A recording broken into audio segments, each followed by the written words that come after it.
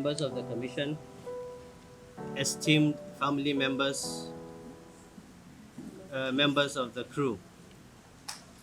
We are here as family members of the victims that were abducted on the train that was attacked on 28th March 2022. The train departed Abuja and was supposed to arrive Kaduna at 8:40, but it never made it. So this is why we're here on a very, very sad note, because family members have been abducted, scores have been injured, some have died. We are here today as a group yearning for solution to bring our family members back home in good health and utmost safety. We would like to bring this to the world stage, that we were only contacted by the kidnappers once since the incident, and that was just to show proof of life, which unfortunately does not guarantee the health of the victims. No government agency reached out to us, even though we had made attempts to see the right authorities, but nothing came through. Everything we tried proved abortive. For crying out loud, this is human beings that we're talking about. But the response is rather discouraging and devastating. The mere thoughts of our loved ones being in that perilous state for 17 days of agony in a dehumanizing state.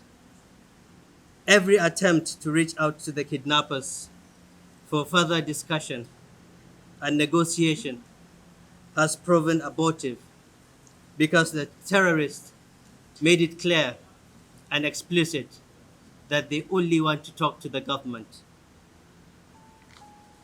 We are confused, and most of the victims are in dire need of medical attention. For instance,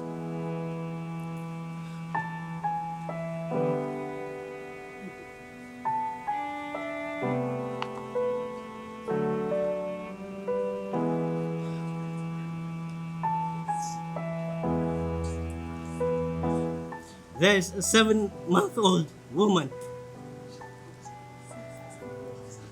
and 2 weeks now, who only gives birth through cesarean section. Only God knows the trauma she's going through. There is one of the victims who has a gunshot wound and needs immediate medical attention, but there is no access to give him that. We have other people that are sick, that require daily medication. They don't have access. There's a toddler who is 2 years old, for God's sake. We can only imagine what they're going through. We have an aged woman of 85 years. She is there helplessly, just like the others. We don't have any clue on what to do. Any additional loss of life results to unbearable sorrow to a family, but not to the government. We are the ones that will feel the pains of not seeing them again. We are the ones to bear the burden of knowing we could have saved them, given the chance and opportunity to negotiate for the safe return of our loved ones. We want to actively participate in ensuring their safety. Nothing is too small or too much to secure the lives of the victims. The longer they stay there, one cannot help but imagine the emotional, mental, and physical trauma they are going through at this moment. The abuses they suffer, this can have a lasting psychological effect on them from now onward. How will that 2-year-old toddler look at the world today? We have lived in unprecedented agony these past 17 days. Food cannot be eaten without wondering if they have eaten. We can't go to unwind, but to wonder how they go to unwind. We can't sleep, but wonder how do they sleep.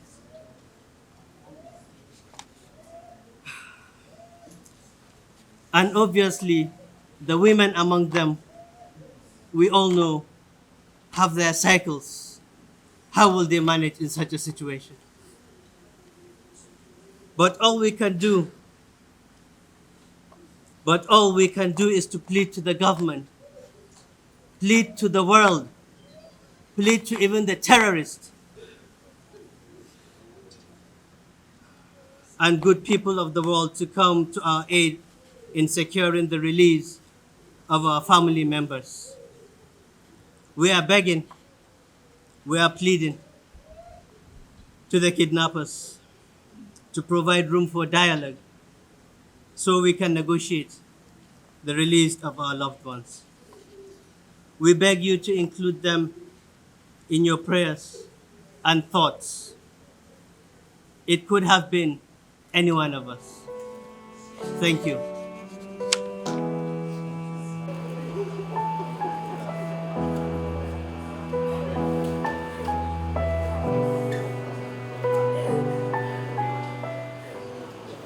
Absent. He's on a trip to outside the country, and I've been directed to represent him in this situation. On behalf of the management and the ES, we sincerely commiserate with you on this situation. It is quite saddening. The security situation in the country is quite alarming. It calls for serious prayers and everybody's contribution.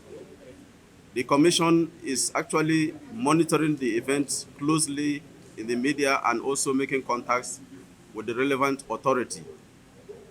Now that you are here to present your plea, the Commission is also a government agency. We will definitely collect the plea and also ensure that it is transmitted to the relevant authority. And we work closely with the relevant authority to ensure that the right thing is done.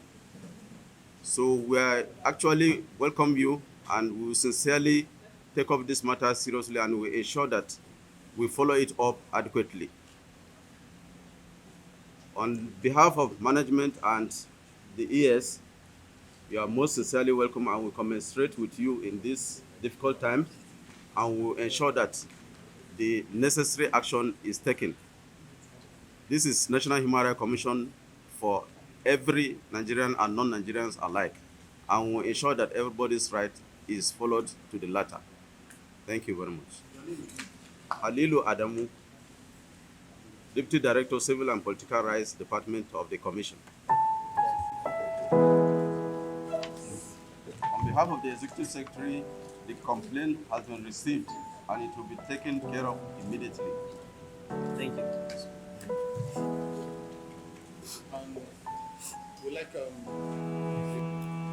Good afternoon, ladies and gentlemen. Good afternoon, the families, the representative of the Executive Secretary of the Human Rights Commission, the families of the kidnapped victims, the member of the media crew, all protocol duly observed. My name is Idayat Yusuf. At this, what else can I say? What else will I say? He has said it all. But the only thing I want to say is I'm appealing to President Muhammadu Buhari to please look beyond being the president of this country. Look at this issue like a father, like a son, like a husband. like a, like a father, like a son, like a husband to the victims that are there. We can't just start imagining which situation and what situation they're inside. Please, we're appealing to the President Muhammad Buhari and all necessary authorities. The only crime of these people is that they board the train AK-9. Please, they should come to their rescue and rescue them. Please, we're appealing to the government. We're pleading. And like he said in his speech, we're also appealing to the kidnappers to come out and negotiate with the family. We're ready. This is 17 days. If they want to, we are ready. We are willing. But they are not even talking to us. We can only plead. We can only beg the government. Please, they should come to the aid of these people. Look at the pregnant woman, 7 months pregnant now, 2 weeks. It's like almost getting to 8 weeks, and she's already been given appointment for cesarean section. Is she going to be there at that period? Look at the aged woman with diabetics. Look at no medications. Look at the man, look at the brother that they shot in his legs. That there is no any treatment. It's on the video clip, the president. Please watch it. Look at it. Look at it from the humanitarian angle. Please, we're begging you, Mr. President. Please come to the rescue of our family members. Come to the rescue of your citizens. Come to the rescue of your children, of your son, of your wives. Please, Mr. President, do something.